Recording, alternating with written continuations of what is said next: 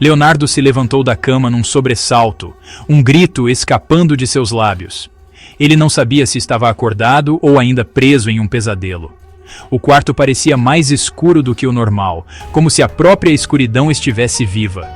Seu coração martelava contra as costelas, um tambor frenético no silêncio de seu pequeno apartamento. Ele podia sentir cada batida, cada pulsação, como se seu coração estivesse tentando escapar de seu peito.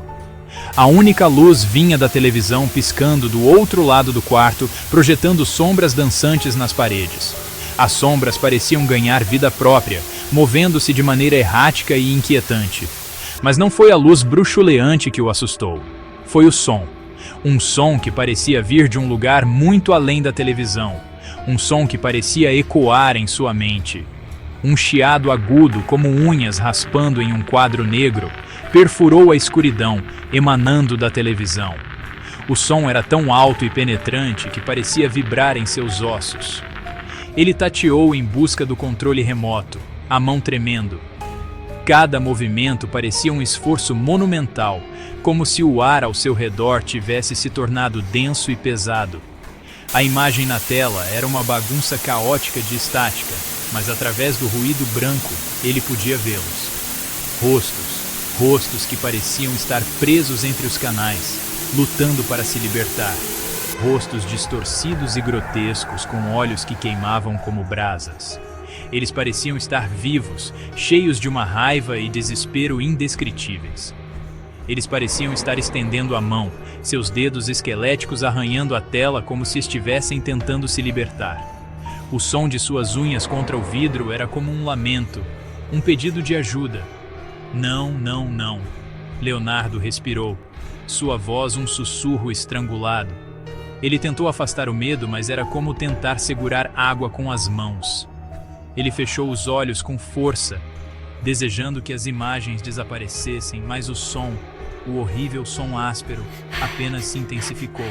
Era como se o som estivesse dentro de sua cabeça, crescendo e crescendo. Ele forçou os olhos a se abrirem, seu olhar atraído de volta para a tela da televisão. Ele sabia que não deveria olhar, mas não conseguia evitar. A estática havia se intensificado e os rostos estavam mais claros agora, suas feições contorcidas em gritos silenciosos. E então, ele viu seu próprio rosto, um reflexo distorcido e aterrorizante de si mesmo, refletido de volta para ele, transformado em uma máscara de puro terror. Era como olhar para um espelho que mostrava não apenas seu rosto, mas sua alma assustada. O controle remoto escorregou de suas mãos, caindo no chão. Ele não conseguia respirar. O ar parecia ter sido sugado do quarto. Ele não conseguia se mover. Seus músculos estavam congelados, como se ele estivesse preso em um bloco de gelo. Tudo o que ele podia fazer era assistir, paralisado de medo, enquanto os rostos na tela se aproximavam, seus olhos penetrando em sua alma. Ele sabia que, de alguma forma, eles estavam vindo para ele.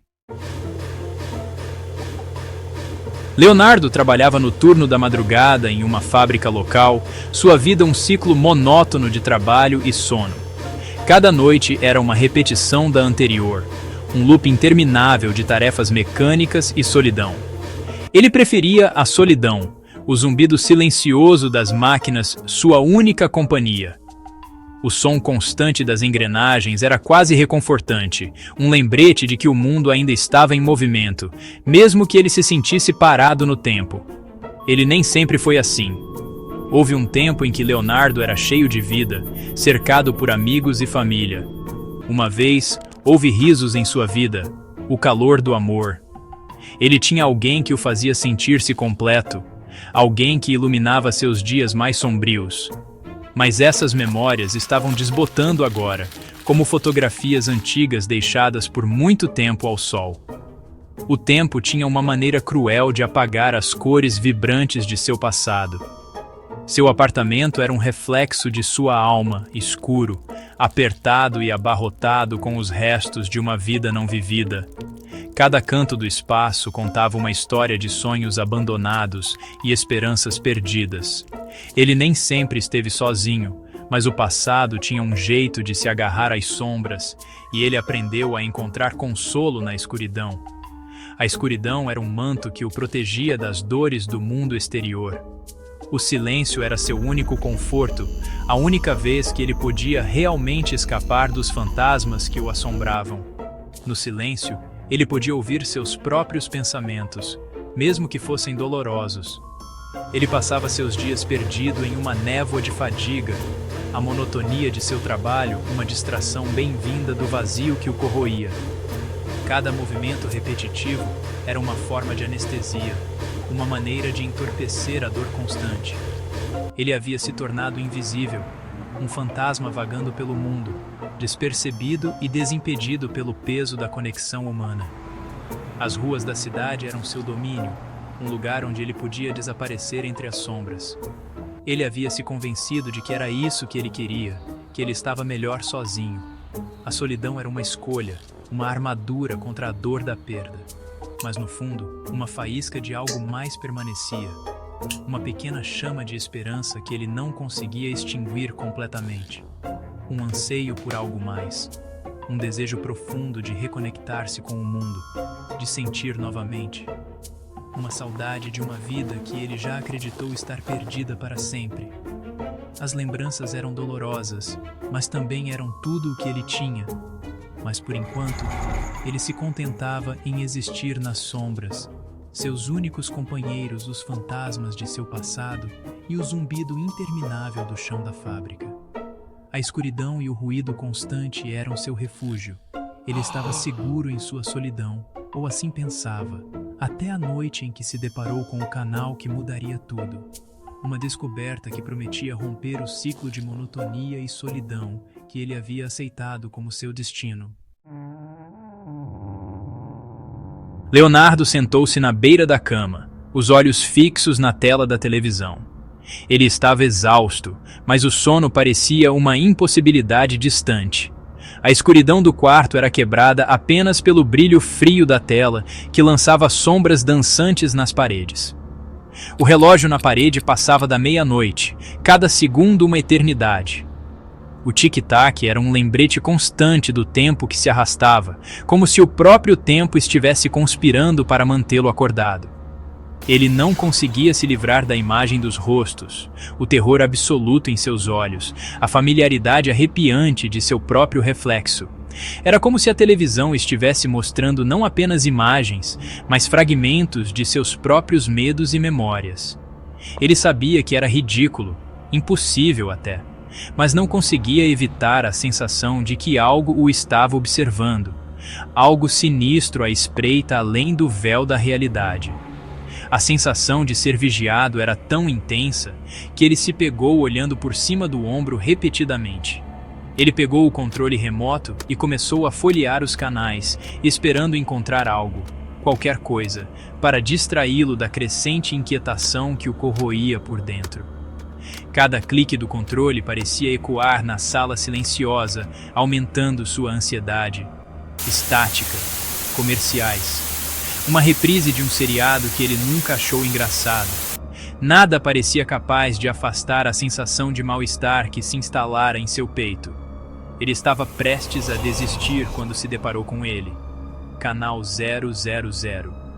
Um canal que ele nunca tinha visto antes, que não deveria existir. A tela estava em branco, exceto pelos números, nítidos e brancos contra o fundo preto. Era uma visão hipnotizante, quase como se os números estivessem chamando por ele. Deve ser algum tipo de erro, ele murmurou para si mesmo, sua voz rouca pelo desuso. Mas no fundo, ele sabia que não era um erro. Algo estava errado, profundamente errado. Ele tentou mudar de canal, mas o controle remoto não respondia. Era como se o canal tivesse prendido sua atenção, recusando-se a deixá-lo ir. Os números permaneceram, zombando dele com seu vazio. A frustração crescia, misturada com um medo crescente. Ele estava prestes a desligar a televisão quando a tela piscou e uma única imagem apareceu. A mudança foi tão repentina que ele quase deixou cair o controle remoto. Era uma esquina, granulada e mal iluminada, mas Leonardo a reconheceu instantaneamente. Era um lugar que ele conhecia bem, um lugar que ele preferia esquecer.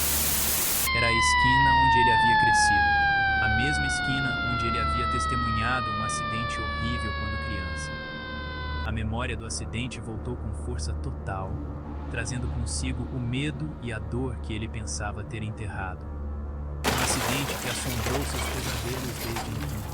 Ele podia ver claramente o desenho infantil que fizera do acidente, um desenho que ainda guardava em algum lugar. Ele olhou para a tela, sua respiração presa na garganta. O que mais essa televisão mostraria? Que outros segredos sombrios ela revelaria? A imagem piscou novamente e então outra imagem apareceu. Cada piscada era um golpe em sua sanidade, cada nova imagem um mergulho mais profundo em seus medos. Desta vez, era a fotografia de uma mulher que ele amara, seu rosto congelado em um grito silencioso. A dor de vê-la assim era quase insuportável, como se estivesse revivendo a perda novamente. Um medo frio o invadiu, instalando-se como um peso de chumbo na boca do estômago. Ele sentiu como se estivesse sendo puxado para um abismo de desespero. Este não era um canal comum, era um portal para algo além da compreensão, algo que ele não estava preparado para enfrentar. Era outra coisa, algo sombrio e perigoso, algo que parecia ter uma vida própria, uma intenção maligna. E ele tinha um terrível pressentimento de que era apenas o começo. O que quer que fosse, não iria parar até que tivesse consumido tudo.